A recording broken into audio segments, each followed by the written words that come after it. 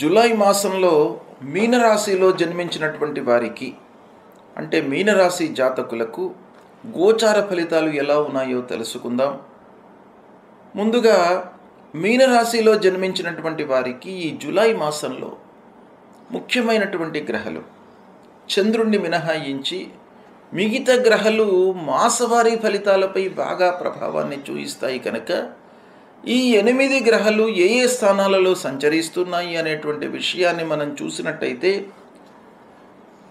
సూర్యుడు అర్ధాష్టమ పంచమ స్థానాలలో ప్రతికూలంగా సంచరిస్తున్నాడు. కుజుడు షష్ఠమ స్థానంలో అనుకూలంగా ఉన్నాడు. బుధుడు పంచమ స్థానంలో అనుకూలంగా ఉన్నాడు. గురువు అర్ధాష్టమ స్థానంలో ప్రతికూలంగా ఉన్నాడు. శుక్రుడు తృతీయ స్థానంలో అనుకూలంగా ఉన్నాడు. శనీశ్వరుడు జన్మస్థానంలో ప్రతికూలంగా ఉన్నాడు. రాహు ద్వాదశ స్థానంలో ప్రతికూలంగా ఉన్నాడు. కేతువు షష్ఠమ స్థానంలో అనుకూలంగా ఉన్నాడు. ఈ విధంగా ఈ 8 గ్రహాలు ఈ స్థానాలలో సంచరిస్తున్నాయి. అంటే ఓవరాల్గా మనం చూసినట్టయితే కుజుడు, బుధుడు, శుక్రుడు, కేతువు ఈ 4 గ్రహాలు అనుకూలంగా ఉన్నాయి. సూర్యుడు, గురువు, శని, రాహువు 4 గ్రహాలు ప్రతికూలంగా ఉన్నాయి. అంటే 8 గ్రహాల లోపల 4 గ్రహాల యొక్క సంచారము మీకు అనుకూలంగా ఉంది. అంటే ఓవరాల్గా చూసినట్టయితే మిశ్రమ ఫలితాలు, మిక్స్డ్ రిజల్ట్స్ ఈ మాసంలో ఉన్నాయి.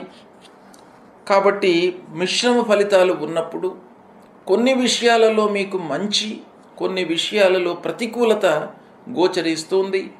కాబట్టి ప్రతికూల ఫలితాలు ఉన్నప్పుడు వాటిని ఎలా అధిగమించాలి, ఏ కార్నర్స్లో మనకు ప్రతికూలత ఉంది, ఏ గ్రహాల మూలకంగా, వాటి కారకత్వాల మూలకంగా ఎలాంటి ఫలితాలు ఉండబోతున్నాయి, వాటిని మనము రెక్టిఫై చేసుకోవడానికి ఏం చేయాలి అనేటువంటి విషయంపై మనస్సు నిలపడము ప్రధానంగా ఈ మాసంలో అవసరము. ప్రారంభించిన పనులు ఆటంకాలతో పూర్తి అవుతాయి. అంటే ఆలస్యం ఏర్పడుతుంది. ఏదో కారణాలు ముందుకు వస్తాయి.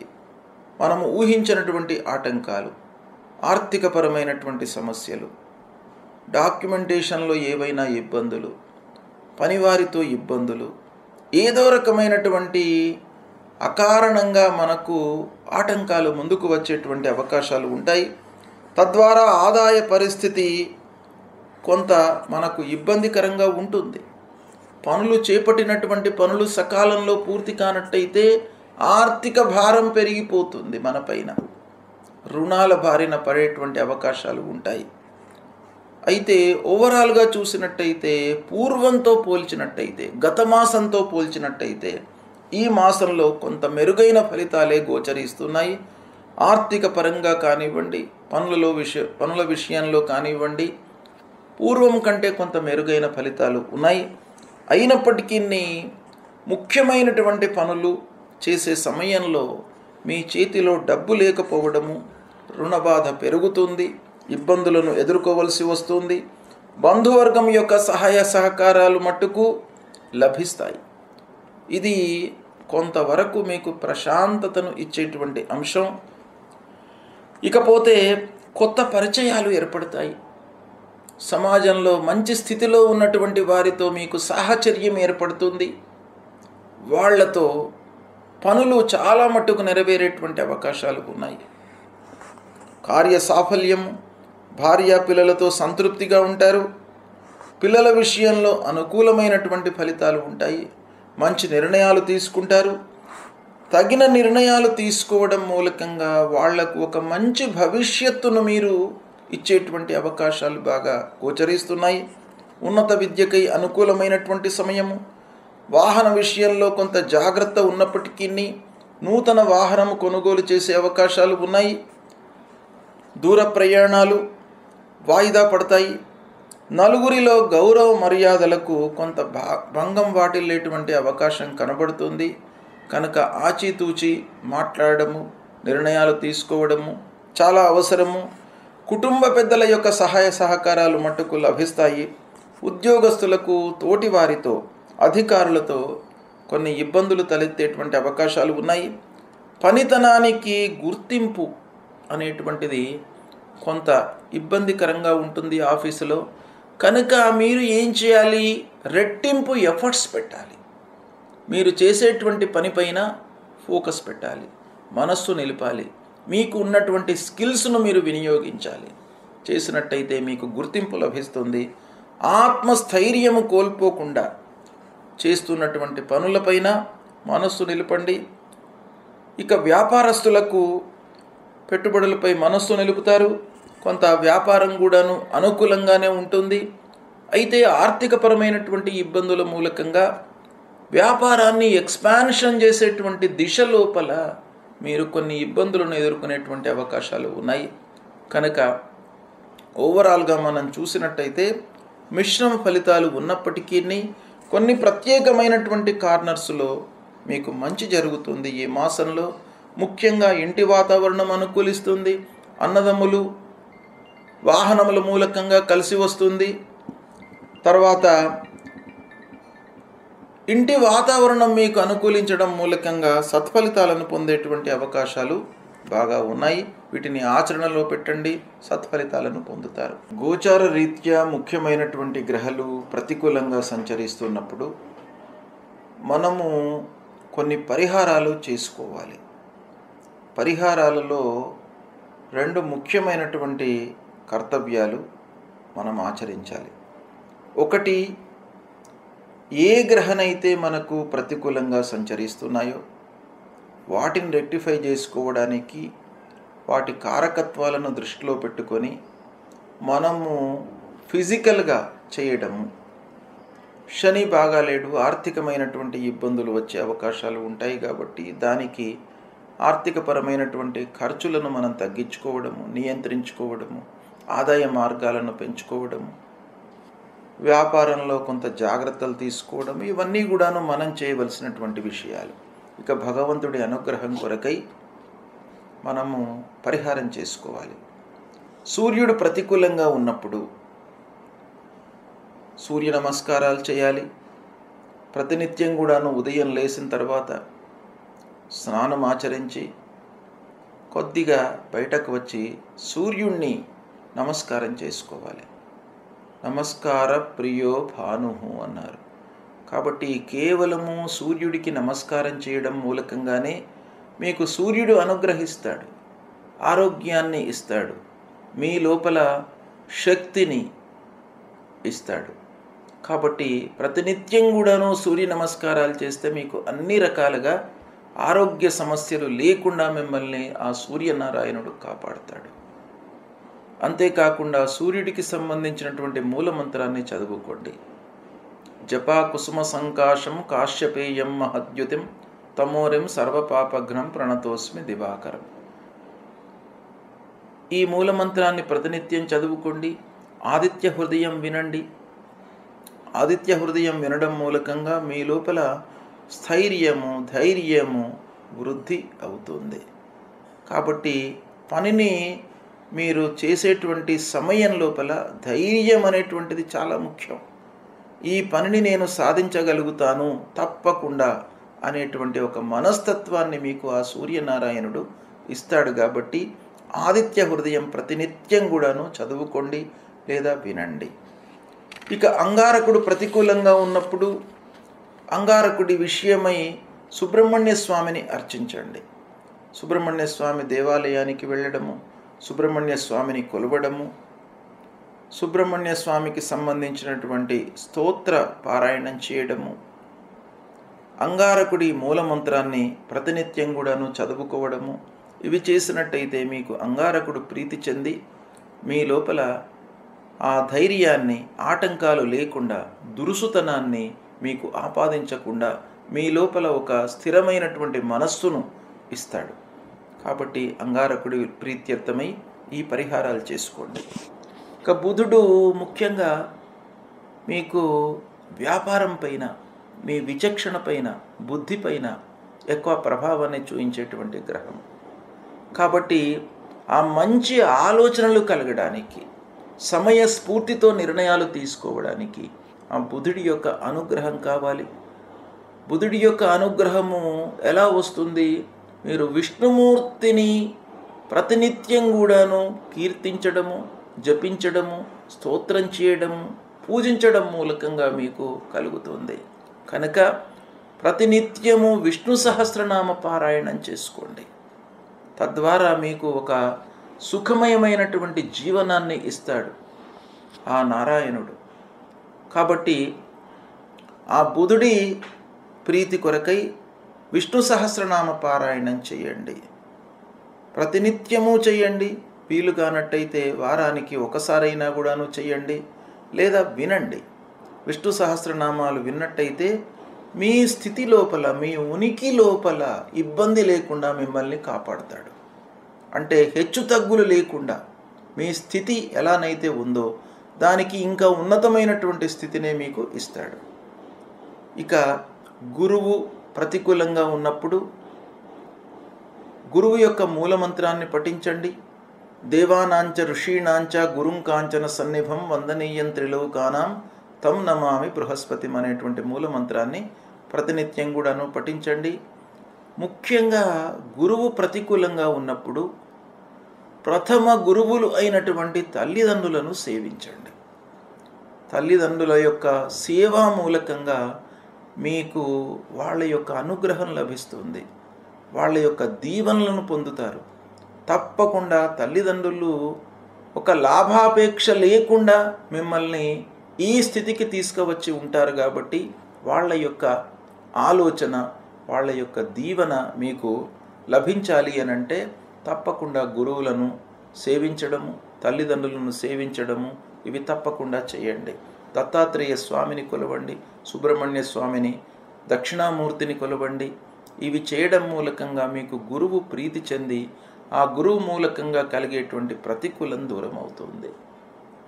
ఇక శుక్రుడు ప్రతికూలంగా ఉన్నప్పుడు లక్ష్మీ అమ్మవారిని కొలవండి. లక్ష్మీ అష్టోత్తరాన్ని ప్రతినిత్యం కూడాను చదవండి. చేసినట్టయితే ఆ శుక్రుడు ప్రీతి చెందుతాడు. ఇక శనీశ్వరుడు ప్రతికూలంగా ఉన్నప్పుడు శని నిమిత్తమై శనికి సంబంధించినటువంటి మూలమంత్రం నీలాంజన సమాభాసం రవిపుత్రం యమాగ్రజం ఛాయా మార్తాండ సంభూతం తం నమామి శనైశ్చరం అనేటువంటి మూలమంత్రాన్ని ప్రతినిత్యం కూడాను చదవండి. శనికి సంబంధించినటువంటి స్తోత్రాన్ని కూడాను పారాయణం చేసుకోండి. హనుమాన్ చాలీసా పారాయణం చేయండి. తప్పకుండా మీ లోపల భయాందోళనలకు గురి కాకుండా ఆంజనేయ స్వామి అభయము మీకు ఇస్తాడు. ఆ అభయాంజనేయ స్వామి మిమ్మల్ని రక్షిస్తాడు, భయాందోళనకు గురి కాకుండా మిమ్మల్ని చూస్తాడు. కాబట్టి హనుమాన్ చాలీసా చదవండి. శనికి సంబంధించినటువంటి మూలమంత్రాన్ని చదవండి. శనికి సంబంధించినటువంటి దానాలు చేసుకోండి. ఇక రాహు ప్రతికూలంగా ఉన్నప్పుడు అమ్మవారిని కొలవండి. దుర్గామాత మీ లోపల ఒక స్థిరమైనటువంటి ఆలోచనలు, భయము లేకుండా, దుఃఖము కలగకుండా, ఒక అసహనము లేకుండా, అధైర్యముకి లోను కాకుండా మిమ్మల్ని అమ్మవారు కాపాడుతారు. కాబట్టి అమ్మవారి దేవాలయానికి వెళ్ళండి. అమ్మవారిని ప్రతినిత్యం కూడాను పూజించండి. రాహువుకు సంబంధించినటువంటి మూలమంత్రాన్ని ప్రతినిత్యము పఠించండి. ఇక కేతువు ప్రతికూలంగా ఉన్నప్పుడు గణపతిని స్మరించండి. గణపతి దేవాలయానికి వెళ్ళండి. ఆ విఘ్నేశ్వరుణ్ణి కొలిచినట్టయితే ఆటంకాలు లేకుండా మీరు ప్రారంభించినటువంటి పనులను సమయం లోపల పూర్తి చేసేటువంటి ఒక మనస్తత్వాన్ని, పరిస్థితిని క్రియేట్ చేస్తాడు. కాబట్టి కేతు ప్రతికూలంగా ఉన్నప్పుడు విఘ్నేశ్వరుణ్ణి పూజించండి. ఈ విధంగా గ్రహాలు ప్రతికూలంగా ఉన్నప్పుడు భగవంతుణ్ణి స్మరించడం, భగవంతుణ్ణి కీర్తించడం, ఆయా గ్రహాలకు చెప్పబడినటువంటి స్తోత్రాలను పారాయణం చేయడము చేసినట్టయితే ఆ భగవంతుడి యొక్క అనుగ్రహం మీకు లభిస్తుంది. ప్రతికూలత అనేటువంటిది నిర్వీర్యమవుతుంది. తప్పకుండా ఆ భగవంతుడు మిమ్మల్ని గ్రహాలు ఏ విధంగా ఉన్నప్పటికీ, ఏ స్థానంలో సంచరిస్తున్నప్పటికీ భగవంతుణ్ణి కీర్తించడము, స్తోత్రించడము, జపాలు, పారాయణాల మూలకంగా మిమ్మల్ని తప్పకుండా భగవంతుడు కరుణిస్తాడు, అనుగ్రహిస్తాడు, మంచి ఆలోచనలను మీకు ఇస్తాడు. కాబట్టి ఆ భగవంతుణ్ణి తప్పకుండా మీరు స్మరించండి, కీర్తించండి, శుభ ఫలితాలను పొందుతారు. ఈ జూలై మాసంలో ముఖ్యమైనటువంటి పండుగలను వివరిస్తాను. ఏ ఏ రోజులలో ముఖ్యమైనటువంటి పండుగలు వస్తున్నాయి, వాటిని ఆచరించడం మూలకంగా మనకు ఎలాంటి ఫలితాలు కలుగుతాయి, ఋషులు దర్శించి మనకు పండుగలను నిర్ణయించారు. మన ఉన్నతి కొరకు, మనము సుఖమయమైనటువంటి జీవితాన్ని గడపడానికి పండుగలు నిర్దేశించడం జరిగింది. కాబట్టి ఈ పండుగలను ఆచరించి సుఖమయమైనటువంటి ఫలితాలను పొందాలి.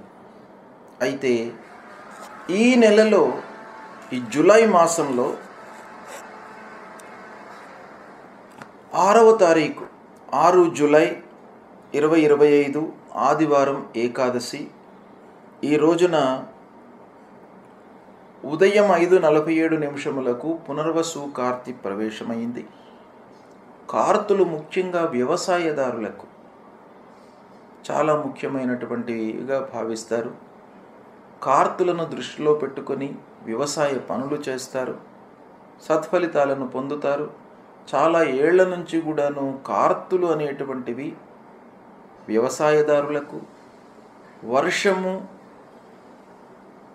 పంటలు, వాళ్ళు చేసేటువంటి కర్తవ్యాలు ఇవన్నీ కూడాను కార్తులను దృష్టిలో పెట్టుకొని వాళ్ళు చేస్తుంటారు. గనక పునర్వసు కార్తీ 6వ తారీఖు ఉదయం పూట ప్రవేశించింది. అదే రోజున సర్వేషాం దేవశయన తొలి ఏకాదశి. సర్వేషాం అంటే మనకు 3 మతాలు ఆచారంలో ఉన్నాయి, సాంప్రదాయాలు ఆచారంలో ఉన్నాయి, అందరూ కూడాను పాటిస్తున్నారు. స్మార్త సాంప్రదాయము, వైష్ణవ సాంప్రదాయము, కేవల వైష్ణవ సాంప్రదాయము, భాగవత సాంప్రదాయము, ఇలా ఈ సాంప్రదాయాలు మనకు ఆచారంలో ఉన్నాయి. అయితే అందరికీ కూడాను 6వ తారీఖు తొలి ఏకాదశి అవుతుంది. ఈ తొలి ఏకాదశితో చాతుర్మాస్యాలు ప్రారంభమవుతాయి. గృహస్థులకు ఆషాఢ శుక్ల ఏకాదశితో చాతుర్మాస్యాలు ప్రారంభమవుతాయి. పౌర్ణిమతో పరివ్రాజులకు చాతుర్మాస్యాలు ప్రారంభమవుతాయి. అయితే ఈ చాతుర్మాస్యము అనేటువంటిది ఒక దీక్ష. ఈ 4 మాసాలు దీక్షలో ఉంటారు గృహస్థులు. అంటే ఈ నెలల లోపల కొన్ని వర్జ్యము చెప్పబడి ఉంది. కాబట్టి ఈ చాతుర్మాస్యాలు 6వ తారీఖు నుండి ప్రారంభమవుతున్నాయి కనుక దీక్ష అనేటువంటిది గృహస్థులకు ప్రారంభమవుతుంది. ఇదే రోజున పండరీపూర్లో ఉన్నటువంటి పాండురంగుణ్ణి దర్శించడానికై భక్తులు వెళుతూ ఉంటారు ఏకాదశి రోజున. అది కూడాను ఈ రోజునే ప్రారంభమవుతుంది. ఇక దాని తర్వాత 10వ తారీఖు నాడు ఆషాఢ పూర్ణిమ. ఇది గురు పూర్ణిమ. గురువు మనకు త్రిమూర్తి స్వరూపుడు. జ్ఞానము, బుద్ధి, ప్రజ్ఞ అన్నిటినీ కూడాను మనకు ఇచ్చినటువంటి వ్యక్తి గురువు. మోక్షాన్ని పొందడానికి కూడాను మనకు ఒక మూల మంత్రాన్ని ప్రసాదించినటువంటి గురువు. ఆ గురువును ఉద్దేశించి గురు పూజ చేయడానికై ప్రత్యేకంగా ఒక రోజు నిర్ణయం చేశారు మన ఋషులు. అదే ఆషాఢ పూర్ణిమ. ఆషాఢ పూర్ణిమ రోజున ప్రతి వాళ్ళు కూడాను వాళ్ళ యొక్క గురువును పూజించాలి. విద్యా గురువు కానివ్వండి, జ్ఞానాన్ని ప్రసాదించడానికి ఎవరైతే మనకు మూలమంత్రాన్ని ఉపదేశించారో అలాంటి గురువును, తర్వాత దత్తాత్రేయ స్వామిని, దక్షిణామూర్తిని, ఇలా గురువును పూజించడానికై మనకు ప్రత్యేకంగా ఆషాఢ పూర్ణిమ గురు పూజోత్సవం జరుపుకోవాలి అనేటువంటి ఉద్దేశంతో ఆషాఢ పూర్ణిమ రోజున మనకు ఋషులు నిర్దేశించారు గనక ఆ రోజున మనము అందరం కూడాను గురువులను పూజించాలి. అది 10వ తారీఖు నాడు వస్తుంది. ఇక 14 జూలై సంకష్టహర చతుర్థి వ్రతం. ఈ సంకష్టహర చతుర్థి వ్రతాన్ని ఆచరించడం మూలకంగా మనము ఇబ్బందులను ఎదుర్కొంటున్నటువంటి అన్ని ఇబ్బందులు కూడాను ఈ వ్రతము ఆచరించడం మూలకంగా దూరం అవుతాయి. అంటే ఈ వ్రతములోనే మనకు ఈ పేరులోనే ఉంది సంకష్టహర చతుర్థి వ్రతం. సంకటహర చతుర్థి వ్రతం అన్ని సంకటాలను ఇబ్బందులను దూరం చేసేటువంటి వ్రతం సంకష్టహర చతుర్థి వ్రతం. ఇది 14వ తారీఖు నాడు వస్తుంది. ఈ వ్రతం యొక్క విధానం ఏంటంటే ఉదయం నుండి కూడాను మనం ఉపవాసంతో ఉండి గణపతిని ప్రార్థించి గణపతికి షోడశోపచార పూజ, అభిషేకము, పారాయణాలు చేసి చంద్రోదయం తర్వాత అంటే చంద్రుణ్ణి చూసిన తర్వాత, ఈరోజు చంద్రోదయము రాత్రి 9:42 ఉంది. ఆ 9:42 తర్వాత మనము మళ్ళీ భోజనం చేయాలి. ఇది ఈ వ్రతం యొక్క విధానం. అంటే ఉదయం నుంచి కూడాను ఉపవాసంతో ఉండి చంద్రుణ్ణి దర్శించిన తర్వాత ఉపవాస దీక్ష వదిలి అప్పుడు మనం భుజించడము, తర్వాత ఈ గణపతిని స్మరించడము, అభిషేకం చేయడము ఈ వ్రతానికి సంబంధించినటువంటి విధానము. దీన్ని మనము పాటించడం మూలకంగా కష్టాల నుండి బయటపడతాము, ఇబ్బందుల నుండి విముక్తులమవుతాము. మనకు ఆ గణపతి అభయాన్ని ఇస్తాడు. అంటే ఒక వరద గణపతి, అంటే మనము కోరినటువంటి కోరికలను తీరుస్తాడు, అభీష్ట కార్యసిద్ధి కలుగుతుంది. ఇక 16వ తారీఖు నాడు కర్కాటక సంక్రమణ సాయంత్రం 5:32 ప్రవేశిస్తుంది. దీని తర్వాత దక్షిణాయనం ప్రారంభమవుతుంది. కర్కాటక సంక్రమణతో దక్షిణాయనం ప్రారంభమవుతుంది. మకర సంక్రమణతో ఉత్తరాయణం ప్రారంభమవుతుంది. కనుక ఈ దక్షిణాయనం ప్రారంభమైన తర్వాత కొన్ని ముఖ్యమైనటువంటి పనులు నిషిద్ధమని శాస్త్రం చెప్పింది. దక్షిణాయనంలో ఉపనయనాది కార్యక్రమాలు పనికిరావు, చాతుర్మాస్యం లోపల కూడాను వివాహాది శుభకార్యాలు పనికిరావు అని కొంత చెప్పబడినప్పటికీ కొంతమంది ఋషులు కొన్ని ప్రత్యేకమైనటువంటి మాసాలు పనికి వస్తాయి అనేటువంటి విషయం కూడాను ఉంది. గనక చాతుర్మాస్యాల లోపల శ్రావణ మాసం ఆచారంలోకి వచ్చేసింది. శ్రావణ మాసంలో వివాహాది శుభకార్యాలు చేస్తున్నారు. అయితే ఈ కర్కాటక సంక్రమణతో దక్షిణాయనం ప్రారంభమవుతుంది.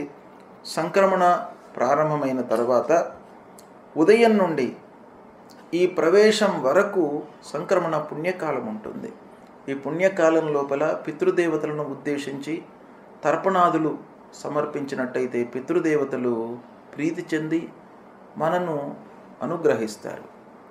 కనుక ఈ సంక్రమణ రోజున నదీ స్నానం కానీ దగ్గర ఉన్నటువంటి ఏదైనా కూడా తటాకానికి కానీ వెళ్ళి స్నానం ఆచరించి పితృదేవతల ప్రీత్యర్థమై తర్పణాలు మనం వదిలినట్టయితే ఆ పితృరూపంలో భగవంతుని రూపంలో ఉన్నటువంటి ఆ పితృదేవతలు మనను అనుగ్రహిస్తారు. ఇక తర్వాత 23 జూలై మాస శివరాత్రి. ప్రతి మాసం లోపల కూడాను అమావాస్య ముందు వచ్చేటువంటి చతుర్దశి, ప్రదోష నిషేధ కాలంలో ఉన్నటువంటి ఆ చతుర్దశి మనం మాస శివరాత్రి అంటాము. మాస శివరాత్రి చాలా శివునికి అత్యంత ప్రీతికరమైనటువంటి రోజు. కాబట్టి ఆ మాస శివరాత్రి రోజున శివుణ్ణి అర్చించి అభిషేకం చేసి సాయంకాలం వరకు ఉపవాసము ఉండి సాయంకాలము మళ్ళీ ప్రదోషకాలం లోపల ఆ శివుణ్ణి అర్చించి భోజనం చేసినట్టయితే ఆ శివుని యొక్క అనుగ్రహం కలుగుతుంది, అపమృత్యు దోషము దూరమవుతుంది, ఆయురారోగ్య ఐశ్వర్యాలు వృద్ధి అవుతాయి అని మనకు శాస్త్రం చెప్తుంది. తర్వాత 24వ తారీఖు నాడు అమావాస్య, దర్శ అమావాస్య, ఆషాఢ అమావాస్య. ఈ అమావాస్యను చుక్కల అమావాస్య అని కూడా అంటారు. ఈ అమావాస్య ప్రతి అమావాస్య రోజున దర్శ అమావాస్య పితృదేవతల ప్రీత్యర్థమై తర్పణాలు వదిలినట్టయితే పితృదేవతలు ప్రీతి నొందుతారు. షణ్ణవతి శ్రాద్ధాల లోపల ఇవన్నీ కూడాను చెప్పబడి ఉన్నాయి కాబట్టి ఇవన్నీ కూడాను మానవాళి అభివృద్ధి పథంలో ఉండాలి, ఒక సక్రమమైనటువంటి మార్గంలో ఉండాలి అనేటువంటి ఉద్దేశంతో ఋషులు దర్శించి మనకు కల్పించినటువంటి పండుగలు. వీటిని మనం ఆచరించడం మూలకంగా సత్ఫలితాలను పొందుతారు. ఇక 25 జూలై నుండి శ్రావణ మాసం ప్రారంభమవుతుంది. శ్రావణ మాసంలో శివనక్త వ్రతారంభము, శివుడి ప్రీత్యర్థమై నక్త వ్రతారంభము అంటే ఒక పూట భోంచేయడం, పగలంతా కూడాను ఉపవాసంతో ఉండి శివుణ్ణి అర్చించి సాయంకాలం భోంచేయడము. శివనక్త వ్రతారంభము శ్రావణ మాసం ప్రతిపదతో ప్రారంభమవుతుంది. అది 25 జూలై నుంచి ప్రారంభమవుతుంది. ఇక దాని తర్వాత 28 జూలై రోజున నాగుల చవితి, 29 జూలై నాగ పంచమి. ఇవి ఈ జూలై మాసంలో వస్తూ ఉన్నటువంటి ముఖ్యమైనటువంటి పండుగలు. వీటిని ఆచరించండి. శాస్త్రంలో చెప్పిన విధానంతో వ్రతాన్ని, సంక్రమణలను, పండుగలను ఆచరించి సత్ఫలితాలను పొంది సుఖమయమైనటువంటి జీవితాన్ని పొందడానికి అవకాశం ఉంటుంది కాబట్టి వీటిని దృష్టిలో పెట్టుకొని ఆచరించండి. శుభం.